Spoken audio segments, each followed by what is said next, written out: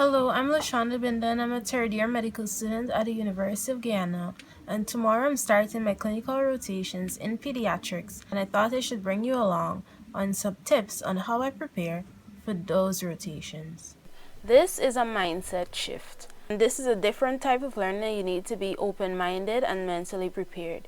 You'll have to learn how to learn and retain information in a clinical setting and also practice the interpersonal skills and decorum required of you as a doctor. Be prepared to manage your time and organize a study timetable that includes extracurriculars, time for commute, the times that you'll be present at the hospital, as well as periods that you will be studying. Be open-minded and not closed off mentally to a rotation that you might like or may want to specialize in, because this will allow you to get the most out of the clinical experience and also maybe help you to find a newfound interest. Also, make sure that you have your transportation mapped out to and from rotations so that you'll be able to arrive on time and ready to work.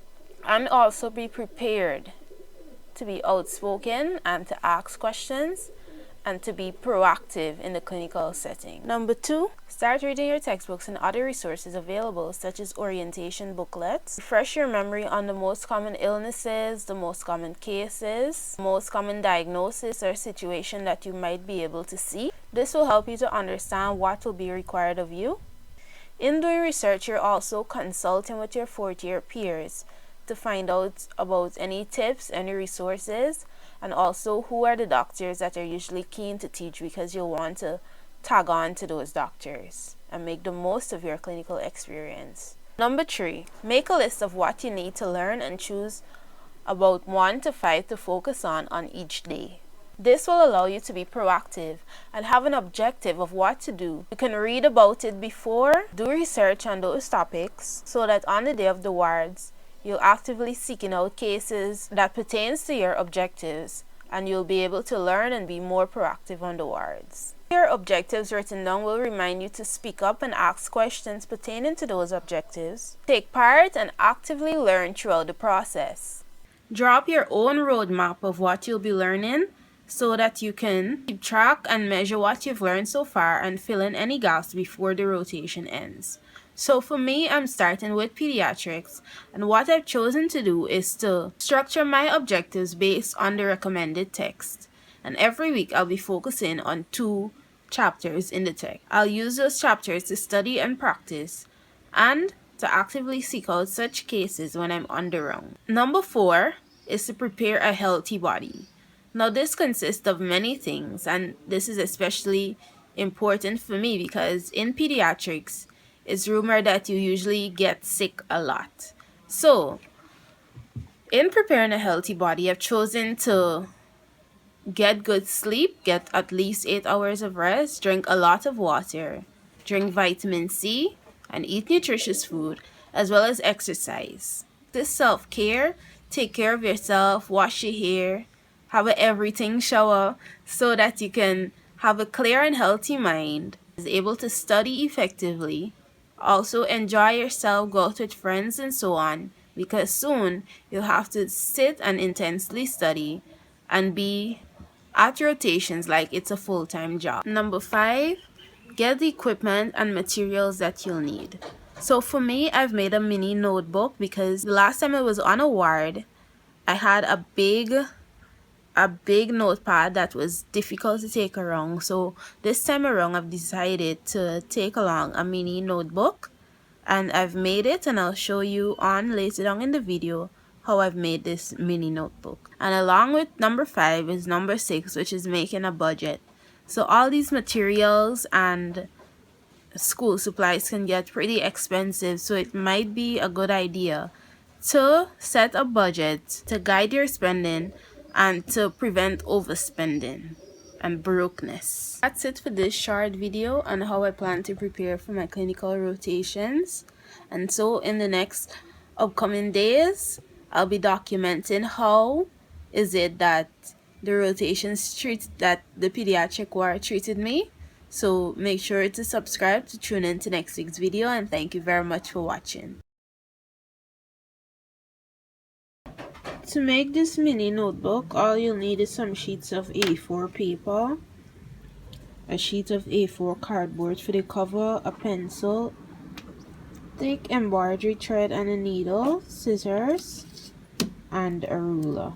So you'll need to line up your paper and fold it like this.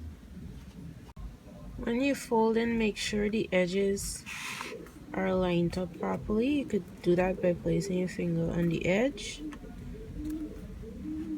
and then make a crease at the other end.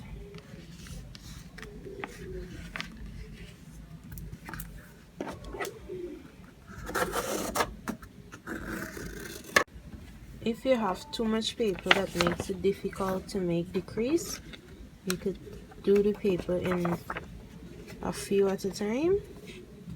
Line up the edges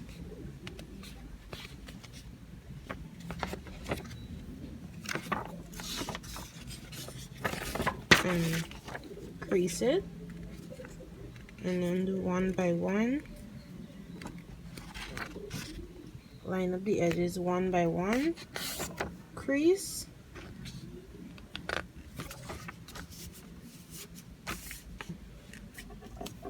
use your scissors to make the crease neat,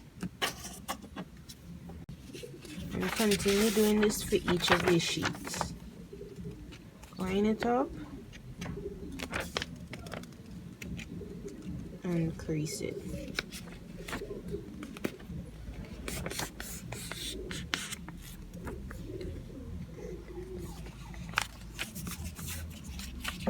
While you're at it, you could turn them, fold them in half again, line it up, and crease.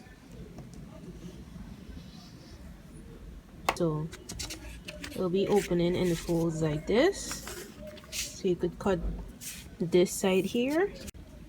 You can open it and cut it along the line with the scissors, or you could take your ruler and just pull it through. Just pull it through like this. That's quite faster, but the edge won't be as neatly cut, which is fine for me. When you finish with one sheet of A4, you'd have two sheets of small halves like this that can be folded into each other like this here. And you continue doing this for each of the sheets.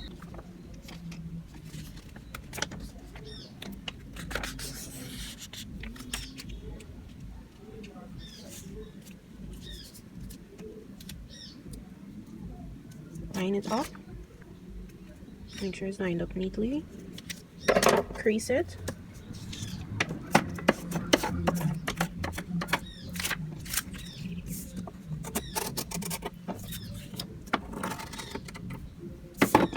fold them in half again,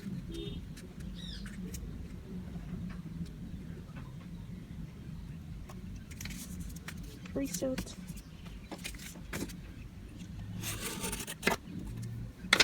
open it,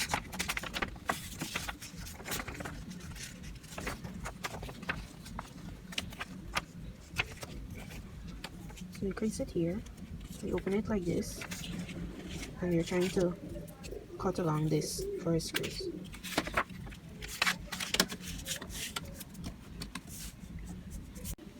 So you have two leaves each like this when you finish cutting up one sheet of A4 paper.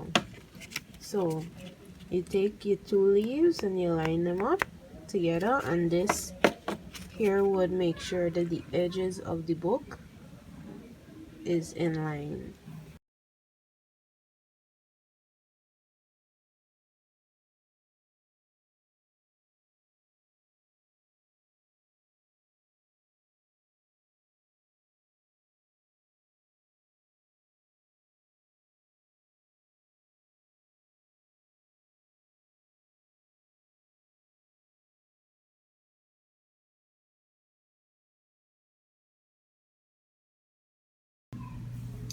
threading needle, knot the ends.